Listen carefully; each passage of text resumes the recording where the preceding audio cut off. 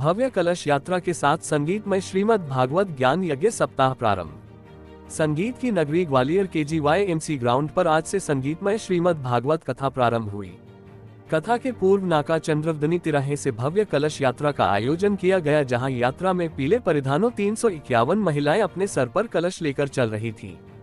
वहीं कलश यात्रा के पीछे कथा के मुख्य यजमान श्रीमती ज्योति अनिल शिवहरे अपने सर पर भागवत पोथी लेकर चल रहे थे और रथ गाड़ी पर अयोध्या से ग्वालियर पधारे जगत गुरु रामानंदाचार्य स्वामी श्री राम दिनेशाचार्य जी महाराज विराजमान थे। कलश यात्रा शहर के नाका चंद्रवंदनी से प्रारंभ होकर थीम रोड, कटोरा ताल, अचलेश्वर मंदिर होते हुए कथा स्थल GYMC मैदान पर जाकर समाप्त हुई। कलश यात्रा में बैंड एवं ढोल नगाड़ों ने कलश यात्रा में 4 चांद लगा दिए। वहीं कलश यात्रा का जगह जगह और JCB से फूल वर्षा कर भव्य स्वागत भी किया गया। कलश यात्रा समापन के पश्चात प्रसिद्ध भागवत आचार्य रामानंदाचार्य स्वामी श्री राम दिनेशाचार्य ने पत्रकारों से चर्चा करते हुए कहा कि संत को संस्कृत का ज्ञान होना अनिवार्य नहीं है। उन्होंने कहा कि कुछ कथा व्यास अपनी वाणी पर संयम नहीं रख पाते हैं। प्रत्येक भागवत आचार्य को अपनी वाणी पर संयम रखना चाहिए, जो कि बहुत आवश्यक है। वहीं उन्होंने लिव इन रिलेशनशिप में रह रही महिलाओं पुरुषों को लेकर कहा कि यह हमारे सनातन समाज के खिलाफ है। संगीतमय श्रीमद् भागवत ज्ञान यज्ञ सप्ताह प्रारंभ के अवसर पर कथा परीक्षित परिवार श्रीमती शकुंतला श्री अशोक शिवहरे, श्रीमती लक्ष्मी रिंकेश शिवहरे और श्रीमती ममता अनूप शिवहरे एडवोकेट सहित शहर के अन्य प्रबुद्ध गणमान्य नागरिक और माता बहनें उपस्थित थीं। बंद होना चाहिए। मुझे लगता है कि जो भी समाज में नैतिकता के पतन का स्रोत हो, उन सारे स्रोतों को बंद करना चाहिए। और फिर वही विवाद कि महिला पीती है या पुरुष पीती है, इससे ज्यादा महत्वपूर्ण नहीं है। जहर जो भी पिएगा उसको मरना ही पड़ेगा, चाहे वो महिला हो या पुरुष हो। लेकिन जिससे नैतिकता का पतन हो, ऐसे किसी भी अभक्ष्य पदार्थ से और अपेय पदार्थ से लोगों को दूर रहना चाहिए। तो सरकार को इस पर कदम उठाना चाहिए। कहा कि इस समय आधुनिकता के बीच में आध्यात्मिकता जो है कहीं न कहीं बहुत अच्छे प्रसार में है, लेकिन रामभद्राचार्य जी जैसे विद्वान अगर प्रेमानंद जी जो अपने संदेशों से समाज में जागृति का काम कर रहे हैं, उन पर ये प्रश्न उठाते हैं कि संस्कृत नहीं आती, एक श्लोक मेरे सामने बोलकर बताएं, तो क्या विद्वता का परिचायक संस्कृत है? देखिए, वो परिवेश मैंने पहले ही कहा कि दोनों महापुरुष हैं और एक ज्ञान और दूसरे भक्ति के आचार्य हैं। संस्कृत भाषा केवल भाषा ही नहीं है, अपितु भारत की आत्मा है।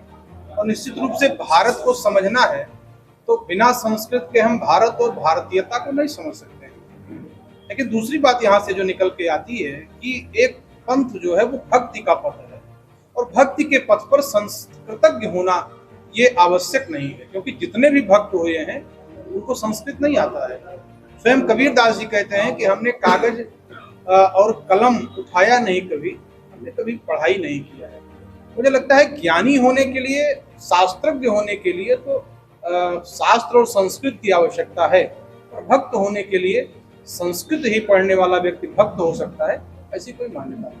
रामायण और ऐसे कई ग्रंथ हैं जिनमें ये आवश्यकता कहीं दिखी नहीं है। किस तरह?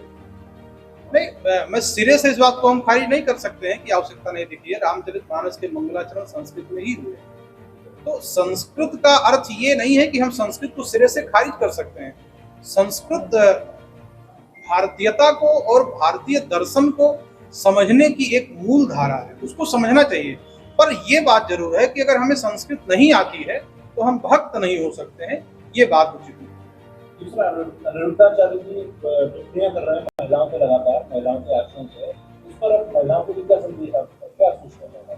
मुझे लगता है कि व्यासपीठ पर बैठने वाले व्यक्ति की भाषा थोड़ी सशक्त होनी चाहिए, और ऐसी किसी भी भाषा का प्रयोग महिला या पुरुष या समाज के किसी भी वर्ग के लिए नहीं करना चाहिए जो जन सामान्य को मानना हो। लिविंग रिलेशन जिसको सुप्रीम कोर्ट ने भी हरी झंडी दी है, उस पर सीधे कहा कि लिविंग रिलेशन में रहने वाली महिलाएं वैश्या हैं। मैं क्या कह रहा हूँ कि अपनी भाषा का संयम रखना चाहिए, क्योंकि जो व्यासपीठ पर बैठता है, व्यासाय विष्णु रूपाय उसे कहा गया है। मुझे लगता है कि अगर इस बात को देखा जाए तो रामभद्राचार्य जी की बात यहाँ पर तर्क संगत लगती है, क्योंकि जब बिना पढ़ा लिखा व्यक्ति व्यासपीठ पर बैठ करके प्रवचन करेगा तो कहीं ना कहीं उसके वाणी में स्खलन होगा, जो समाज में विद्रोह पैदा करने का कार्य करेगा।